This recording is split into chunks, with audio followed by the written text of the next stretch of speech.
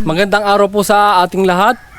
At finally, ito na po yung ating kahilingan para kay Sir Anthony na may tao pong tumulong. Maraming salamat po sa taong tumulong. Instant po talaga ang blessings na ibinigay niya kay Sir Anthony Mantala. Ano po masasabi niyo, Sir Anthony? Talaga pong ako'y tuwang-tuwa at talagang walang kagalakan, walang paglagyan ng kagalakan ko ngayon. At talagang bigla ang pagdating ng aking biyaya. Na-surprise tayo, ano po? Oh. At ito pong susi nito ay akin pong itina-turn over po sa inyo. Sa inyo na po yan. At itutur ko po kayo sa bahay ni Sir Anthony.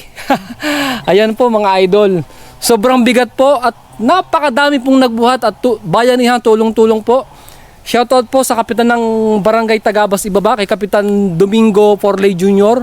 Sa lahat po ng kanyang mga kagawad, kila Kagawad Jessica Reforma, Kagawad Oliver, sino pa po ba?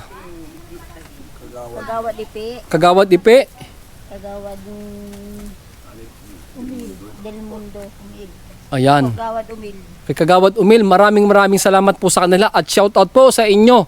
Napakabubuti po ng mga taga-barangay Tagabas Ibaba. At hindi lang po sa mga opisyalis, ganoon din po sa mga tao, kila SK at SK Kagawad, maraming salamat po. Ito po yung bahay na binigay Sir Anthony Mantala. Napakaganda po nito mga idol, tong kubo nito at napakabigat. Naka-double wall siya. Ayan, naka-double deck. Kaya naman po sobrang bigat. Ito po, itutur ko po kayo sa loob ng ating... Bagong gawa pala. Opo, bagong gawa. Galing pa po ito ng Kalumpang sa Lucena City. Dinala pa po ito dito. Napakalayo po. Sabi nga po, walang imposible. Ayan, ito po yung loob ng kanyang bahay. Napakaganda. Double deck po ito. Anaho po yung bubong. Napakaganda po ng kawayan.